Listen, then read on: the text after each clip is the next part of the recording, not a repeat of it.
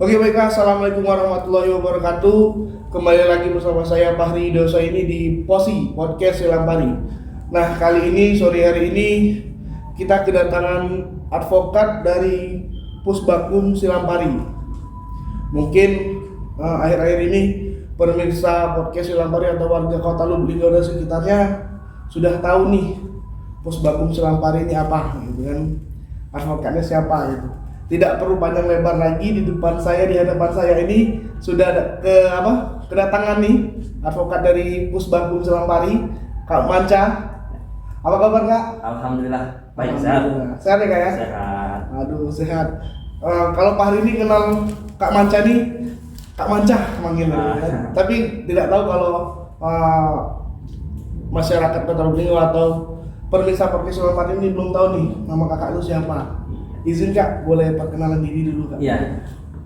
Kalau nama lengkap Bu Rumansyah Dharma. Oke. Ya. Asli mana gitu nih Kak? Kalau asli dari Lahat. Wih. Uh, Jadi di Linggau ini merantau nih Kak? merantau. Waduh. Tapi deket. Tapi dekat ya. Oh ya Lahat, Lubuk Linggau. Dekat. Nah kalau boleh kita tahu lagi ini istri dan anak ada. Iya, istri satu. Nama Lisa Syafirita. Dengan anak tiga. Anak tiga. Yang pertama itu Nafeza, kita Ramadhani, yang kedua Nadira, yang terakhir laki-laki Bimantara. Waduh, tiga ya Kak ya? Iya. Ada rencana mau nambah lagi Kak? Istirahat dulu. Oh istirahat dulu. Gak bercanda Kak. Sebelum Pak Hari ngulek-ngulek lebih jauh tentang Pusbakum ya. Tuh, kakak kan berasal dari Lahat. Iya. Datang ke Linggau ini sebelum bergabung di Pusbakum, mungkin bisa ceritain sedikit lah riwayat latar belakang kakak sebelumnya nih Kak. Iya, ini akhirnya terdampar di Lahat. Sebelumnya dulu sempat kerja di salah satu bank BUMN, Bank BRI. Nah, dulu sempat tesnya dari Lampung, sekarang dulu kuliah di Lampung di Unilah, Fakultas Hukum Universitas Lampung. Terus sempat ikut, sebelumnya malah saya sempat jadi wartawan. Sama dong. Iya, sempat jadi wartawan di Radar Lampung sebentar. Terus saya ikut tes di Bank BRI, alhamdulillah waktu lulus. Kemudian pas penempatan, ditempatkan ke Lubuk Linggau. Akhirnya mulai terdampar di Lubuk Linggau. Berarti itu ceritanya ya? Iya. Waduh, dari wartawan tes ke BRI masuk ke Lubuk Linggau di Bank BRI ya? Iya. Berapa lama itu di Bank BRI? Di Bank BRI sempat 13 tahun. 13 tahun. Berarti dari tahun berapa Kak? 2006. 2006 akhir. Berarti saya masih SD dulu Kak. Oh iya. 2006 juga. Kak, pertama kali kakak masuk Kota Lubuk Linggau ini kayak gimana tuh Kak? Kesannya gitu? Lubuk Linggau lumayan ini ya, masuk dibanding dengan kota-kota yang lain di Sumatera Selatan. Ini termasuk kota yang lumayan maju. Nyaman ya? Iya, nyaman. Kebetulan juga kan keluarga banyak di sini. Keluarga dari Lahat banyak juga yang sudah menetap di Lubuk Linggau. Kak, setelah dari BRI, apakah itu langsung ngambil profesi advokat atau ada proses-proses lain? Iya, sebenarnya ketika masih di BRI sudah mulai pendidikan advokat kemarin. Ikut pendidikan advokat di Pradi, ikut ujian, alhamdulillah lulus. Kemudian karena mungkin basicnya dari hukum, basic pendidikannya hukum, kemudian juga akhirnya kayak ini gayanya ini lebih ke praktisi nih. Mungkin udah ini kan di kantoran, akhirnya ya sudahlah, bismillah. Di tahun 2019 bulan Agustus, itu mengajukan resign. Akhirnya bismillah kita mendirikan Pusbakum dan kantor hukum BSD Lawyer. BSD Lawyer ya, ya? ada dua lah kita kan, ada kantor hukum BSD Lawyer dan Pusbakum Silampari. Bosan atau Kak kerja di kantoran? Atau karena ini mungkin biar lebih bebas. Ya betul, leluasa.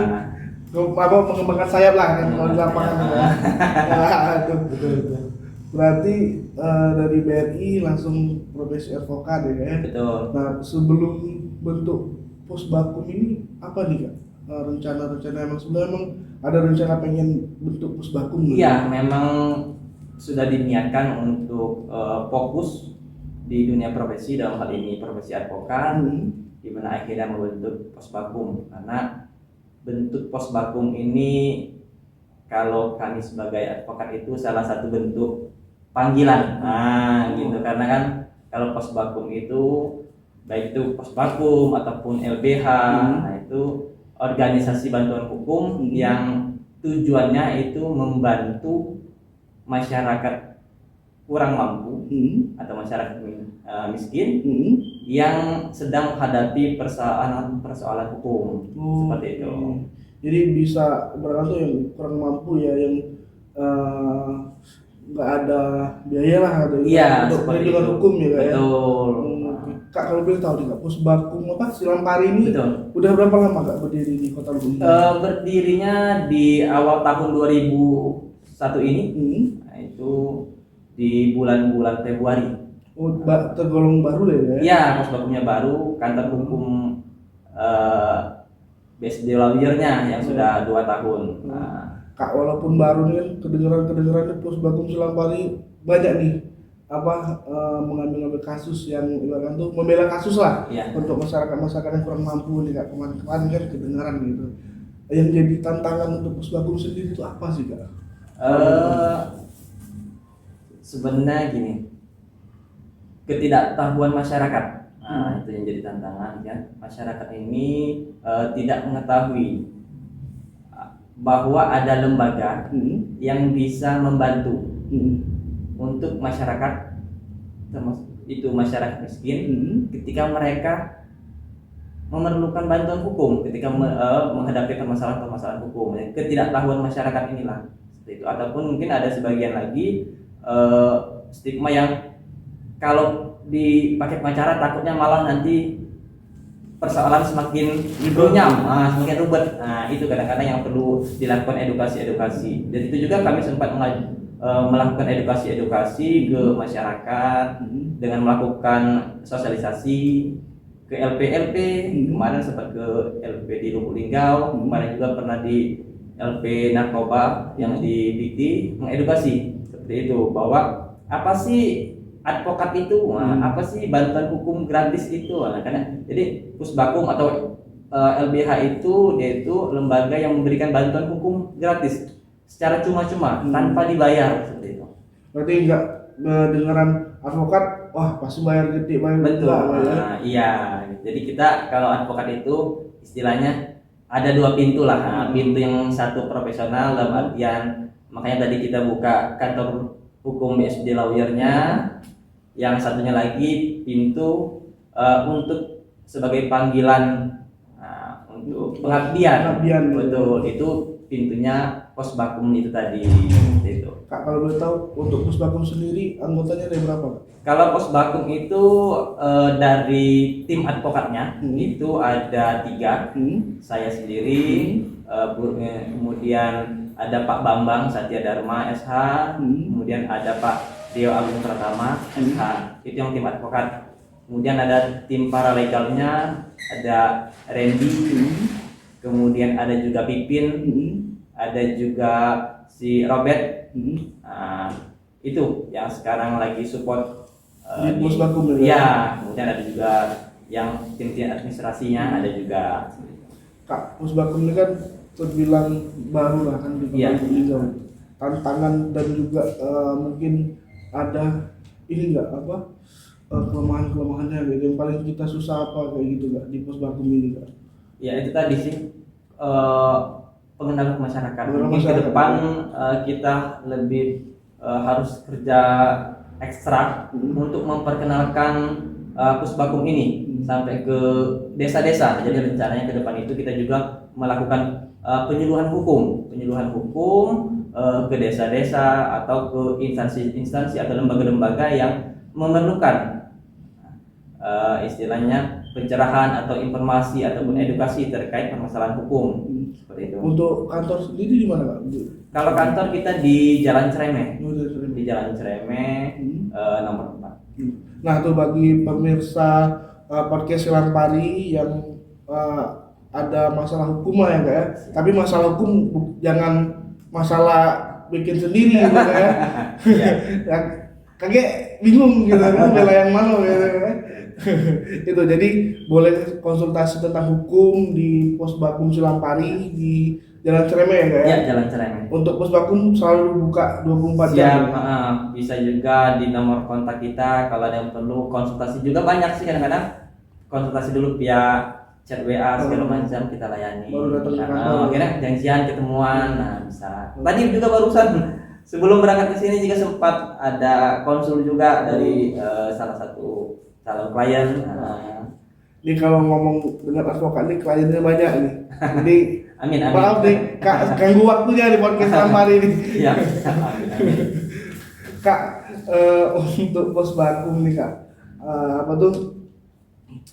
untuk kedepannya akan gimana lagi nih langkah kedepannya? Ya, Selain untuk sosialisasi ke masyarakat. Ya, mungkin langkah kedepannya kita coba untuk berusaha mengajukan kerjasama ya, mungkin mengajukan kerjasama baik itu ke organisasi atau lembaga penegak hukum ataupun mungkin ke lembaga-lembaga lainnya. Itu kerjasama. Intinya itu tadi kita siap mensupport terkait permasalahan hukum. Jadi sebenarnya bukan cuma ketika ada masalah, tidak sebenarnya. Ada yang kayak ini dari Posbakum itu juga melakukan penjualan hukum. Kita mengantisipasi, mengedukasi masyarakat, misal terkait dengan misalnya narkoba, mungkin terkait dengan kekerasan dalam rumah tangga, kita melakukan edukasi, melakukan penjualan hukum. Jadi sebelum terjadi, nah itu kita terlebih dahulu mengantisipasi kan, mencegah. Tapi kalau sampai benar-benar kejadian juga, ya itu tadi kita juga punya peran pendampingan hukum, seperti itu. Jadi jangan basing baik kalau sini jangan basing baik main hukum gitu kan ya. Berbahaya kalau main hukum.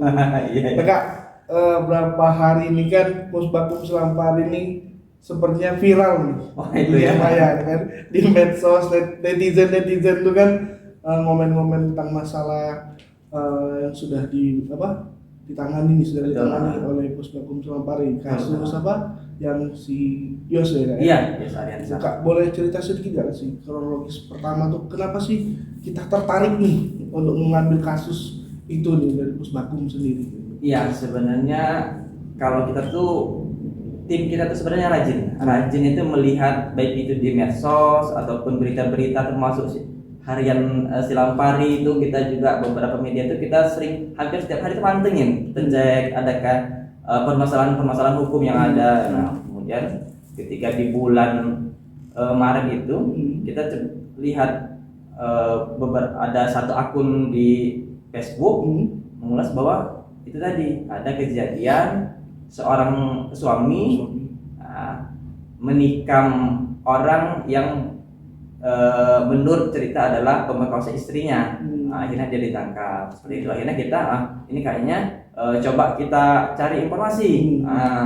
Coba kita cari informasi apakah ini sudah ada pendampingan hukum atau belum, apakah dia membutuhkan bantuan hukum. Nah, akhirnya dengan kerja-kerja jaringan kita akhirnya kita dapat nomor kontak. Nah, akhirnya ketemu dengan keluarga dari terdakwa ini.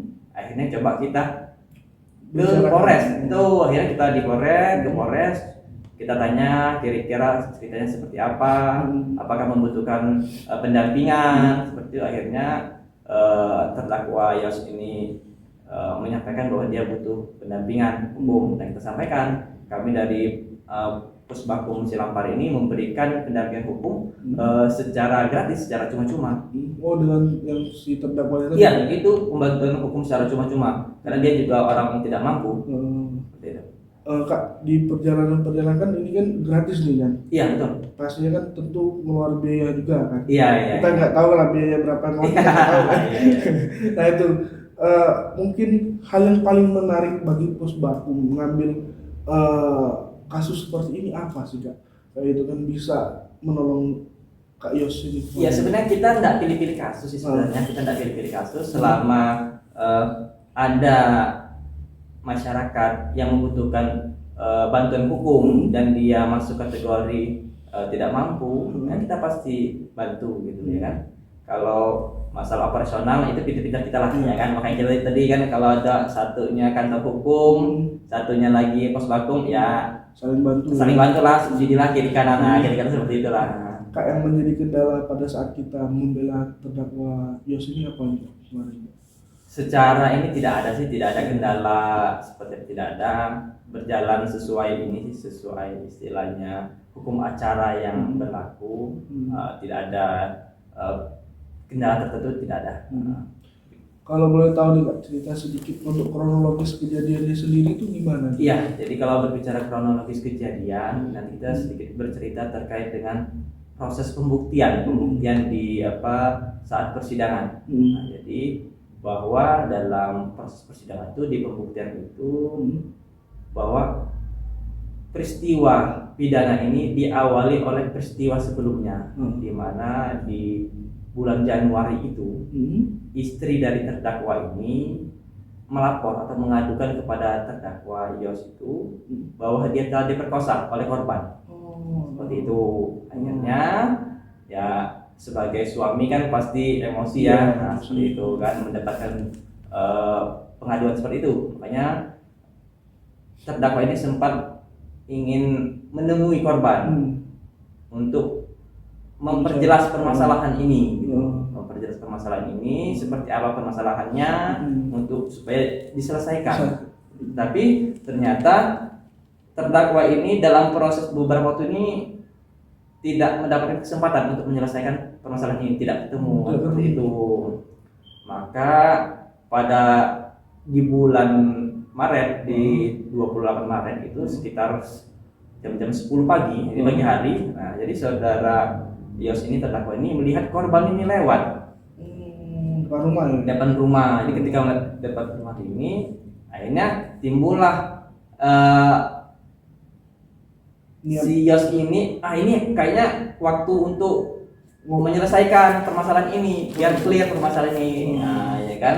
Berarti sebenarnya tidak ada kesempatan untuk berbicara ngobrolkan permasalahan ini. Akhirnya si saudara Yos ini, tapi kan namanya orang di kampung ya kan, kadang-kadang kan apalagi ini permasalahan yang mungkin menyulut emosi nantinya, dia ini membekali diri dengan senjata tajam. Jadi pas dia keluar itu dia membawa senjata tajam, kemudian pas lewat itu juga ada kayu, dibawanya juga kayu, nah gitu. Akhirnya dia menunggu korban ini apakah akan lewat lagi atau tidak. Ternyata tidak berselang lama korban ini lewat lagi. Nah, ketika dia lewat inilah saudara Yos ini menyuruh korban ini untuk berhenti. Nah, tetapi korban ini tidak mau berhenti karena kesal ini tadi, emosi tadi, ya kan, kesempatan untuk menyelesaikan permasalahan ini jadi ini lagi. Akhirnya dilempar kayu ini mengenai korban, jatuhlah korban ini. Setelah korban jatuh, akhirnya saudara Yos ini menusuk korban. Makanya kalau berdasarkan visum dari pihak kejaksaan itu ada tusukan di dada 2, kemudian juga ada luka di tangan. Nah, itu juga kita istilahnya dia menusuk ke arah tubuh korban. Itu juga belum tahu nih apa istilahnya itu bagian mana yang kena kan, akhirnya kan, karena istilahnya kan pas jatuh kan pasti bergerak kan korban seperti itu. Kemudian setelah ditusuk itu terjadi perlawanan dari korban ini. Terjadi perlawanan, akhirnya pisaunya ini itu sempat beralih ke korban. Nah, makanya itu terdakwa ini sempat luka juga, nahan pisau ini, rebut-rebutan pisau ini sempat luka juga di tangannya, beberapa jahitan juga. Di ibu itu datanglah istri dari terdakwa ini tadi, keluar melihat terjadi itu tadi. Akhirnya dia berusaha untuk melerai, memisah.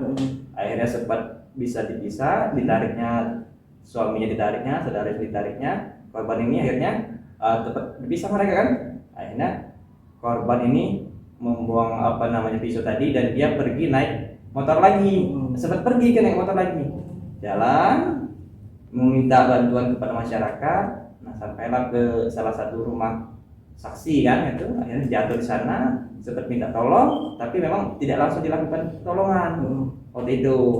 Akhirnya sempat saksi ini minta bantuan lagi ke keluarga korban, akhirnya datang di keluarganya, nyari kendaraan, barulah dibawa. Jadi ada beberapa jeda waktu peristiwa penganiayaan itu sampai dengan itu tadi, akhirnya korban ini dibawa ke klinik.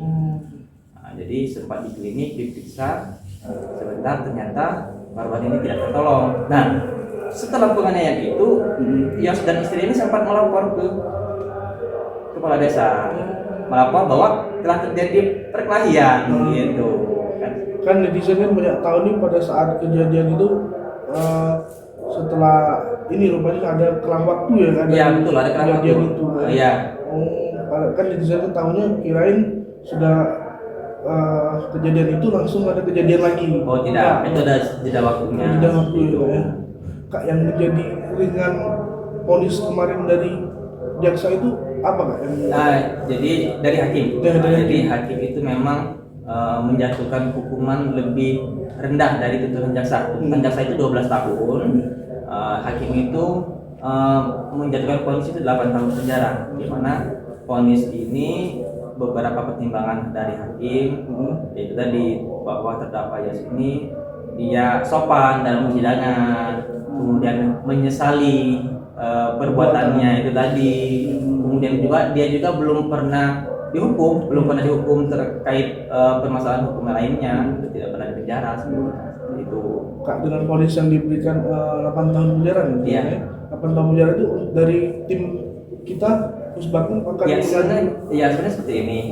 Kalau kami dalam tim Pusbakung kan melihat bahwa jaksa dalam dakwaannya kan mendakwa pasal pertama kriminalnya 340, subsidiarnya 338. Kalau kami dari tim hukum sebenarnya menganggap bahwa dakwaan dan tuntutan itu kurang tepat.